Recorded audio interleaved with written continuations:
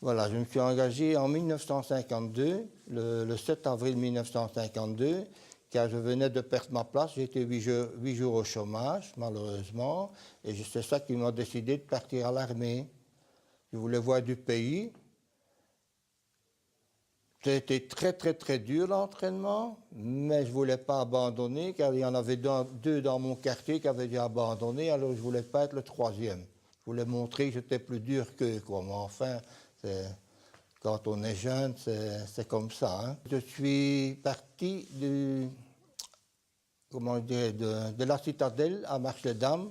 Là, c'était plus gai, car là, on était dans le domaine, là. C'était beaucoup plus gai qu'à la citadelle de Namur. Et là, l'entraînement était encore plus rigoureux. Hein. On rigolait pas tous les jours, là, hein, mais enfin, on devait apprendre. Hein. Oh, moi, l'entraînement a duré 2 mois à Citadelle et 2 mois, et 2 mois et demi à Marche-les-Dames. Nous sommes partis en camion jusqu'à la gare. De là, nous avons été à Bruxelles. Et de là, je suis parti en Corée en train jusqu'à Marseille. Et là, on a pris le bateau, la Marseillaise. Alors là, ça a été 36 jours de mer. Un temps magnifique en plein mois d'août. C'était très bien, puisque on a embarqué le 22 août, je crois. Sur le bateau, moi j'étais un garçon assez turbulent. Je ne me laissais pas faire. Malheureusement, j'étais souvent puni. J'ai passé plus de temps dans la cale avant que bien confortable sur le pont, quoi. Tokyo, nous sommes arrivés, on a été dans le camp Drake, là, un camp américain. On est resté un petit temps là, quelques jours. Et alors nous sommes repartis en bateau pour rejoindre Busan. Et là, on a été transportés en train jusqu'au front. Qui se situait à 60 km à peu près de Séoul. Car entre la Corée du Nord et Séoul, il y a à peu près une centaine de kilomètres. Un soir, il y en a un qui s'était tiré une balle dans la main et son fusil était resté dans le bunker pendant tout un temps et à un moment, il nous a fait nettoyer. Et j'ai pris le fusil pour aller lui porter, il m'a dit qu'il n'était pas propre, comme ça 4-5 fois, et c'était un garant. Et pour démonter ça, c'est pas facile, car on n'avait pas les garants. Nous, il y avait un type par section qui avait un garant. Et toute la section a aidé pour le nettoyer, et il ne voulait pas prétendre qu'il était propre. Alors, je l'ai rapporté, et un peu après, il me dit, il n'est pas propre. J'ai dit, écoutez, mon lieutenant, il est propre, je regrette beaucoup. Je dis, moi, je ne le fais plus. Et je suis sorti. Et alors il m'a demandé si j'oubliais rien. J'ai dit non, je ne crois pas. Je lui ai commencé à lui dire de toutes des choses que je ne devais pas, malheureusement. Et on m'a mis à la porte du peloton. D'un côté, c'était beaucoup mieux car j'ai été au 3e peloton. Et là, j'ai eu une vie pépère. Là, mon chef et le premier et l'adjoint de peloton, deux types charmants. Ah, ça, on montait toutes les 2 heures, sauf quand il y en a un qui faisait il montait à peine sa garde, il jetait une grenade, il y avait alerte, on devait nouveau retaper 2 heures. Hein, ça, on savait qui allait faire le coup. Mais ça a été toute la période comme ça, toujours, comment je dirais, toujours de garde la nuit, toutes les 2 heures, et la journée, on dormait beaucoup. Hein. On se réveillait vers midi et là, on devait nettoyer les armes et tout ça. Et on n'avait pas le temps d'aller à gauche ou à droite. Hein. On avait un jerrycan d'eau par section et chacun devait une fois aller chercher un jerrycan pour se laver. C'était pas comme maintenant ici. Hein. On allait une fois par mois aux douches quand il y avait possibilité, mais autrement, c'était pas toujours facile. Surtout à Châteaucolle, là c'était le plus terrible, ça. La première chose à commencer, c'était au torse. Là, en plein hiver, on devait faire les tranchées, c'était plein de cadavres. Et pour faire des trous là-dedans, c'était pas rose. Hein. Et on est resté là un bon mois, je crois. Et on est descendu pour Nouvel An, pardon. On est descendu pour le Nouvel An. Et là, on a été en repos, pas longtemps. Et par après, nous, on est remonté en ligne, on est allé remplacer des Turcs. Alors nous sommes allés à Châteaucol. Nous sommes montés le 26 février à Châteaucol, le jour de mon anniversaire, de mes 19 ans. 26 février 1953. 1953. Et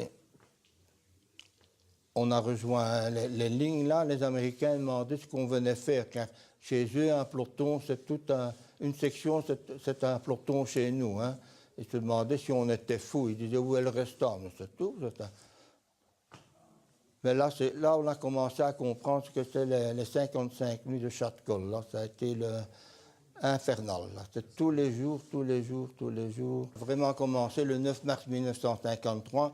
Et là, on a commencé à comprendre ce que c'était que la guerre. Car c'était tous les jours, les obus qui tombaient d'à gauche, à droite. On se demandait par moments, quand on était dans les tranchées, qu'est-ce qu'on venait faire là, car là, ça a été vraiment très dur. Alors, est arrivé malheureusement le 7 avril. Les Chinois sont arrivés jamais plus à 50 mètres de nos tranchées, quoi. Je dois dire, ils étaient bloqués. Et surtout, à ma position, j'avais une chose de sable blanc devant moi, alors je les voyais facilement, mais autrement, moi, je ne les ai pas vus tout près, trop près. Ben, on devait aller au poste avancé et tout, hein. C'était pas... Comment... On n'était pas toujours de garde, on avait une fois le poste avancé, on devait alors... Chacun avait son tour de rôle, hein. La patrouille et tout. Moi, les patrouilles, j'en ai pas fait beaucoup. C'était surtout toujours à peu près les mêmes qui allaient, moi, j'en ai pas fait beaucoup. La nuit du 7 au 8 avril, j'ai été blessé. J'ai eu un obus qui est tombé dans mon trou de combat, qui a sectionné le bras. Et j'ai pas eu mal car on sent rien. Et pour finir, j'ai eu une poutre de bois car j'étais dans un trou qui était préfabriqué. Et la poutre est venue se bloquer dans le bras. Et c'est ça qui a mis la gangrène. Et je suis resté quelques heures sans soins jusqu'à l'aube. Là, après la bataille, mes copains sont venus me sortir du trou. Et je savais qu'on allait le couper, car on me l'a mis dans ma main, c'était tout bleu. J'ai dit on va le couper, mais non, mais non. Et alors j'ai été transporté en jeep en bas. Et là, le padré monte avec sa jeep et il m'a accroché avec sa jeep, accroché ma civière. J'étais presque dans le ravin.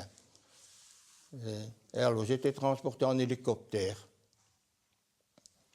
J'ai été une dizaine de jours dans un hôpital de campagne, je ne saurais pas vous dire lequel, car on était un peu dans les vapes là. Je suis resté une dizaine de jours, et de là je suis parti au Japon, 3 mois. Quand je me suis réveillé à l'hôpital, c'est très dur.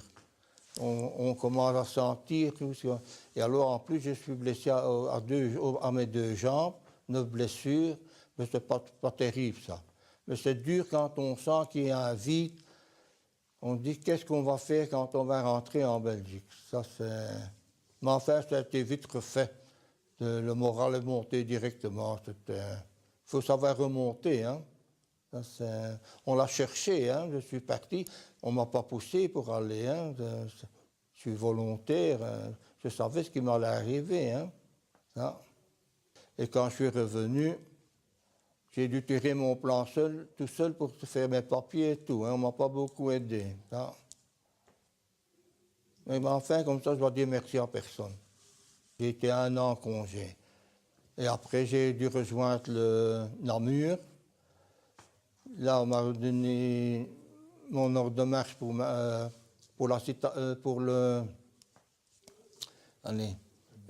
petit château. J'ai repris le service en 1954, je crois. Et je suis resté 3 ans au petit château. J'ai demandé mutation car j'étais souvent puni, comme toujours. On n'était pas les bien aimés. Ça, c'est la seule chose que je regrette à l'armée. On ne nous a pas bien considérés. Ça, car quand on est un caporal, pardon, on n'était pas encore les caporaux-chefs à ce moment-là, quand un caporal qui a 5-6 décorations et qu'il y en a qui n'en ont que 2, on a été mal vus. On n'a pas été... Il y en a beaucoup qui ont quitté l'armée à cause de ça. J'ai terminé ma carrière au musée de l'armée. Bon, après 60 ans, on oublie beaucoup. Mais au début, je trouve qu'on n'était pas assez bien reconnus. Et je dois dire, regarde, je vais vous expliquer un cas. Je suis arrivé au musée de l'armée, j'ai été surveillant pendant 1 an. Mais se balader tout le temps dans une salle comme ça, ce n'était pas pour moi. Et un jour, j'ai demandé pour faire, on m'a mis comme nettoyeur. Grand invalide de guerre à 100%, j'ai dû nettoyer une salle, je nettoyais la salle 40. Et personne ne pouvait torcher mon torchon. Alors qu'il y avait des miliciens qui avaient la belle vie à l'armée. Hein, alors vous vous rendez compte que l'armée n'est pas mon dada. Hein. La vie des gens, pour eux, on était des mercenaires. Et dans les rangs de l'armée belge aussi, hein, il se dit qu'on gagnait bien sa vie. Malheureusement, on avait le même traitement en Corée qu'en Belgique. Hein. Ce qu'il y avait, on avait une prime de 50 francs par jour. Si on était puni, on enlevait la prime. Alors, hein, il y a souvent qu'il me manque mes 50 francs à la fin du mois. Je suis très content, après 60 ans, qu'il y a quand même quelqu'un qui fait quelque chose pour nous. On ne fait même plus attention à ça. Avant qu'il y ait un timbre qui est sorti pour nous, il a fallu des années et des années que notre président se batte pour avoir un timbre du bataillon. Hein. Je dois te dire, je n'ai jamais compris pourquoi. Mais ici, je suis très content qu'on fait une fois un film sur les événements de Corée.